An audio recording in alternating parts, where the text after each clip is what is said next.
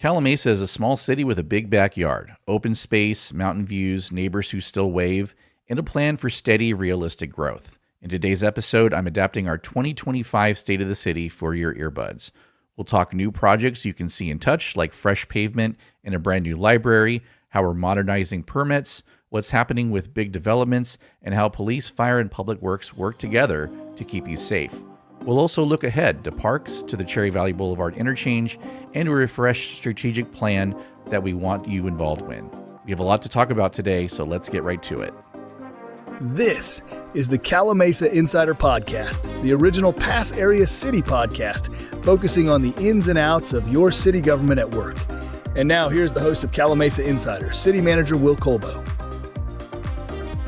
Hello again, everyone, and welcome into this special edition of the Calimesa Insider Podcast. Now, before we get to the 2025 State of the City address, I first want to once again thank Madi and Kyle for coming on the show last time. While I do my best to tell our story, it's always better coming from the firsthand accounts of our incredible team. If you haven't listened to our last episode, please do yourself a favor and check it out. These are the insights that truly make this podcast special and meaningful. Also, a quick update on the County Line Road interchange with Interstate 10. The barriers that were causing so many headaches have been removed. Additionally, a truck detour has now been instituted, instructing trucks to exit at Calimesa Boulevard and take that back to County Line Road. As far as the permanent signals for the interchange, work still continues in the background between the developer and Caltrans to finalize plans. Now, lastly, I would like to quickly address the federal government shutdown that is ongoing as of this recording, although it may be over by the time you actually hear this. Regardless, this shutdown does not impact local services provided by the city. We do not have any operations that we rely on federal funding, so we will continue to operate as normal. We do have federal earmarks that are to be included in the next federal budget, courtesy of Congressman Ken Calvert. So we are obviously keeping a close eye on what is happening on that front. Okay, now let's get to the 2025 State of the City. I'm adapting the address that Mayor Molina and I gave at the event for this podcast. So without further ado, let's get started. First, a quick thanks to our City Council for setting direction and taking the long view. Mayor Linda Molina, Mayor Pro Tem Jeff Cervantes, and council members John Manley, Eric Hundiff, and Edgar Garcia. Also to our city staff across every department and our regional partners, the county, the sheriff's department, even Caltrans, the library system, and of course our neighboring cities. None of the work you'll hear about happens without a lot of coordination. Since our incorporation 35 years ago, Calimesa has grown from a few thousand to roughly 11,000 residents today, depending on what estimate you check. We're still intentionally small. We've been planning for build-out over many years so growth doesn't outpace our roads, parks, and public safety. Remember, this growth has always been in the plans, dating back to even before we were a city. Our North Star has been consistent. Protect what makes Calimesa special, open space, a calm daily rhythm, while investing in the basics that make daily life work. Let's start with something that everyone feels the moment their tires hit the street. Pavement. Over the past 2 years, we completed 2 rounds of pavement management work, targeting corridors with the most bang for the buck. We've used a mix of funding, Measure A, ARPA dollars, and our general fund. So local money stretches further and we can stage projects in sensible chunks instead of doing shiny one-off segments that don't connect. Here's how we choose streets. We keep an updated map of pavement conditions and time treatments like overlays, cap seals, or slurry before a road fails. Timing is everything. Spending $1 at the right moment can save $5 later. And because we're small, we also listen to residents. Your report of concern notes and our on-the-ground inspections often line up, and when they do, that corridor jumps up the list. But we're not done. The citywide rehab need is measured in the millions, and we'll keep packaging streets into grant-friendly, shovel-ready bundles. As competitive funding windows open, we want projects ready to submit with clean engineering and environmental boxes checked. From asphalts to hardbacks, let's talk about a building that already feels like a new community living room. In July 2025, Riverside County opened the brand new Calimesa Library at 974 Calimesa Boulevard. It's modern, bright, and sized where Calimesa is going, not just where we've been. If you haven't been yet, you're missing out, especially if your mental image of a library is a quiet room full of dusty shelves. The new building is built for programs, kids' story times, community classes, and tech. And it's almost literally a town square with books. Libraries do three big things for a city like ours. First, they give kids a safe, structured place after school. Second, they're a small business incubator in disguise. Free Wi-Fi, meeting spots, research tools, and a calm place to sketch out the next idea. Third, they knit us together. You bump into neighbors, you hear about events, you pick up flyers for things you didn't even know we offered. Riverside County led the project, the city supported it along the way, and without any dollars that can be used for operations. Now, sometimes you'll hear energy efficiency and think nice, but abstract. It's not. Calimesa participates in the Inland Regional Energy Network, or IREN, a CPUC-funded regional partnership that helps local governments and property owners make cost-effective upgrades. We've used IREN support to improve lighting and HVAC controls at City Hall and the Senior Center, and in fact, the city of Calimesa is the first city in western Riverside County to receive a rebate from the IREN program. These savings go straight back to services. If you're a property manager or business owner, IREN has programs you can tap into: training, technical support, and incentives. A practical example: modern controls that automatically dial back usage nights and weekends. Boring to talk about, but great for power bills. Permits and projects. Let's talk about how we're making it easier to get things done. We've modernized our development counter with an online OpenGov permit portal. As of this past March, residents and contractors can apply, pay, and track permits 24/7. That means fewer trips to City Hall, clearer status updates, and better coordination between our reviewers. If you've ever wondered what's the holdup, the new portal's timeline view helps you see exactly where an application is in the process. Start at calimesa.gov and click Permit Portal.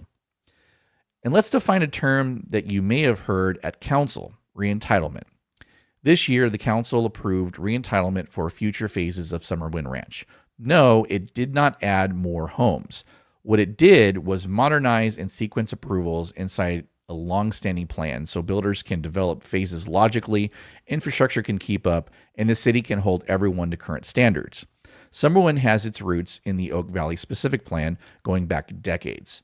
We're making sure that next chapters fit Calimesa today. If you like seeing the sausage get made, by the way, our planning webpages link to background documents and videos of the public hearings. We're also telling Calimesa's story to retailers and service providers, meeting prospects at the events like ICSC Western in Palm Springs. This pitch is honest: a growing city that values open space, wants daily needs retails close to home, and will work with you on the basics: traffic, parking, signage, so the project functions for residents and businesses. Growth is more than permits. It's people feeling safe day to day. Let's talk about public safety. Safety in Calimesa is a three-legged stool. Police services through the Riverside County Sheriff's Department, Cabazon Station, our city-run fire department, and our small but mighty public works team that we learned about on the last episode of our podcast. We contract with the Riverside County Sheriff's Department and receive services out of the Cabazon Station led by Captain Alan Northrup. They handle patrol, investigations, traffic, and problem-oriented policing for Calimesa. If you've ever wondered which station covers our city, that's the one. And yes, you can find their contact info on our website and on the sheriff's website. We share monthly stats at council so you can see trends, not just headlines. In 2018, Calimesa formed its own fire department after a 2-year analysis of staffing models and costs. That was a big decision for a city our size, and it paid off in constant staffing and local control. Today, we staff engines around the clock and coordinate closely with neighboring departments on wildland and structure responses, as well as medical aid calls, which make up over 90% of our calls. If you see red flag announcements, that's your cue to check defensible spaces, clean gutters, and keep that address visible for responders.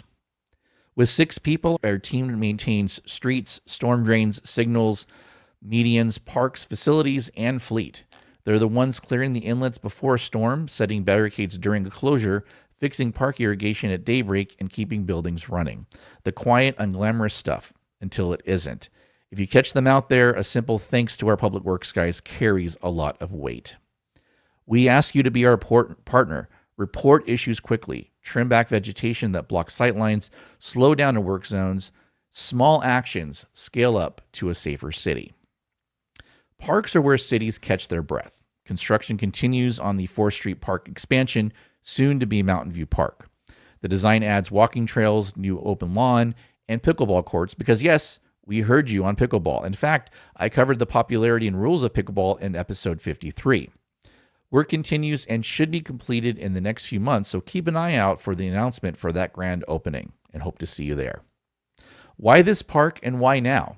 Because it fills a gap on the north side of the city, it's walkable for a lot of homes, and it adds the kinds of features families actually ask for during outreach. And selfishly, it's going to have one of the best sunset views in town. If you ever tried to explain to a friend where Calimesa is, you probably said just off the I-10 by the bypass, or of course, maybe you just said by Bob's Big Boy. Speaking of I-10, we currently have 3.5 interchanges, and the Cherry Valley Boulevard interchange is probably our most impacted interchange. Here's where we are with that. The environmental clearance phase is complete. The preferred design concept is a diverging diamond interchange, a newer concept that is gaining popularity and improves traffic flow and safety with fewer conflict points. We're advancing design and right-of-way, and we're stacking the funding puzzle together, federal, state, and local. Public materials have been referenced an order of magnitude cost in the tens of millions, and recent community updates have used a $70 million planning range. $70 million in the planning range figure as design refines and costs escalate. Exact numbers will settle as final plans come in. That was a mouthful. Here's what you can expect from us. We will keep the projects shovel ready, so when the grant windows open, we're not starting from zero. We will keep the community in the loop as we hit design milestones, and we will ask for your help, letters of support, regional advocacy at the right time. These big lifts are won together. None of this matters if we can't pay our bills or if we mortgage the future to look good today. Calimesa has taken a disciplined approach. We maintain strong general fund reserves as a cushion for downturns and disasters.